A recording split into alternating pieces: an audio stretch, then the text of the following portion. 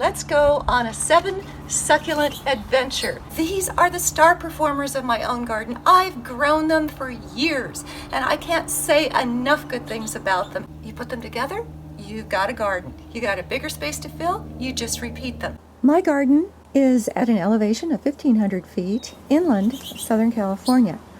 I get frost in winter and near desert heat in summer.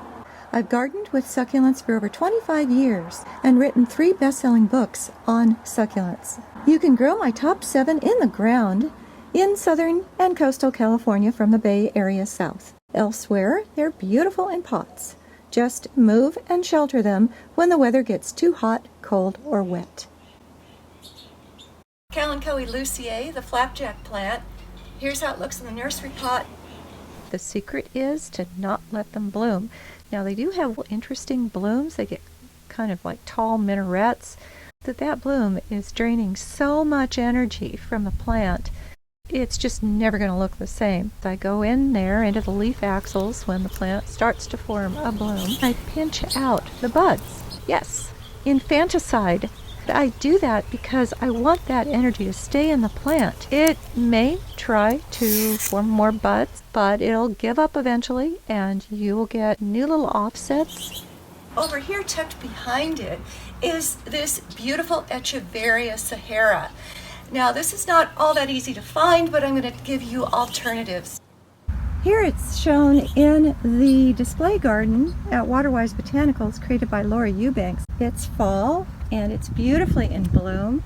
It's a good example of a cultivated succulent, one that has been bred for its desirable characteristics. Earlier hybrids are maybe not as tough in the garden and are best used as pot plants. Alternatives to Echeveria Sahara are good old Echeveria imbricata, blue sky, looks like it has some imbricata in it, crimson tide, a ruffled Echeveria that deepens in color the more sun you throw at it, and from Dick Wright, Echeveria capino handles a wide temperature range including past 100 degrees. Remember, you can also use these top 7 beautifully in containers. Aeonium haworthii has been around since my childhood. You know, when you get familiar with certain plants, you no longer see them. They are not as interesting as something you've never seen before. So you have to take a step back and appreciate these common plants that have just been plugging along for decades and have earned their space in dry climate gardens.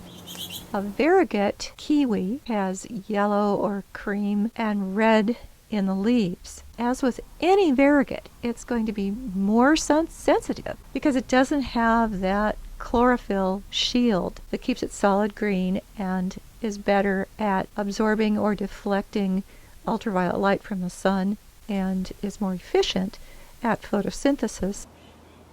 If you're looking for color and a great plant to repeat, Crassula ovata Hummel's sunset, also called sunset jade, several feet in diameter, is a branch. You can mass them, you can plant them in swaths. Now this is midwinter, mid-December, and look at the flowers on this plant. It is frost sensitive, so keep that in mind.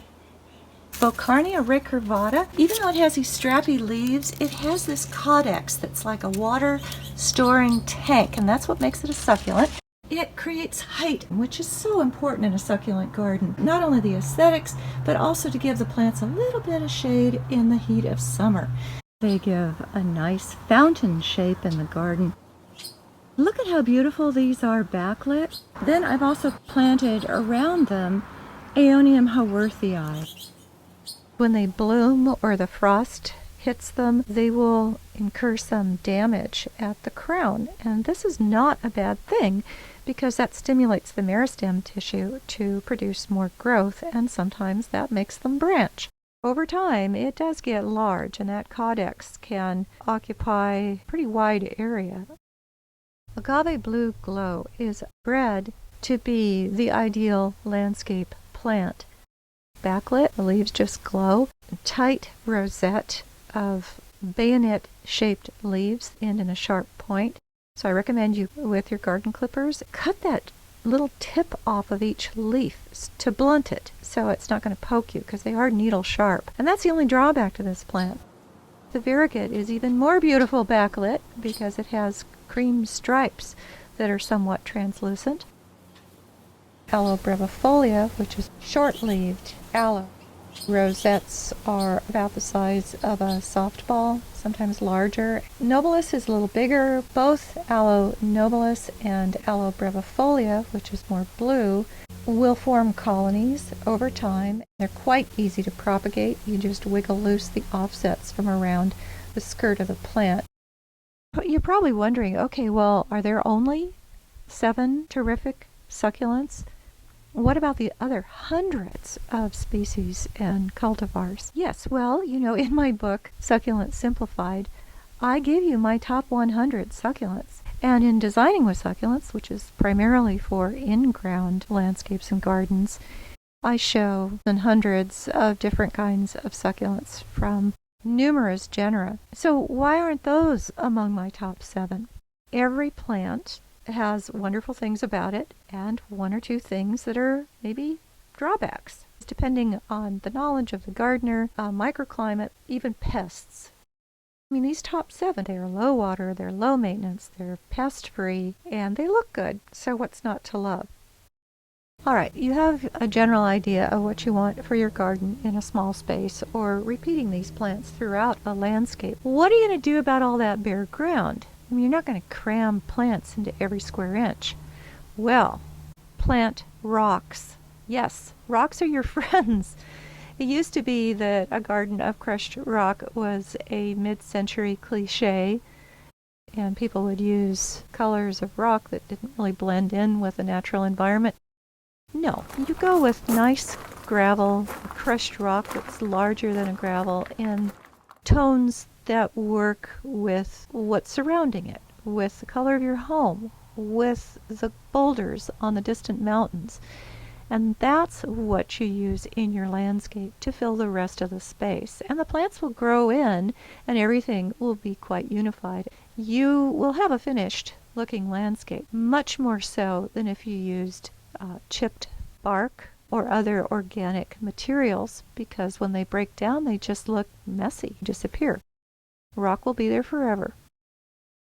Now, if you would like a PDF of these plants with descriptions of each and photos, go to my website, DebraLeeBaldwin.com, and subscribe to my newsletter celebrating the joy of succulents. I'm not selling anything. The newsletter is really more of a hobby to me. So if you want to support me, my books are the best way to do it, and enjoy my newsletter as a gift.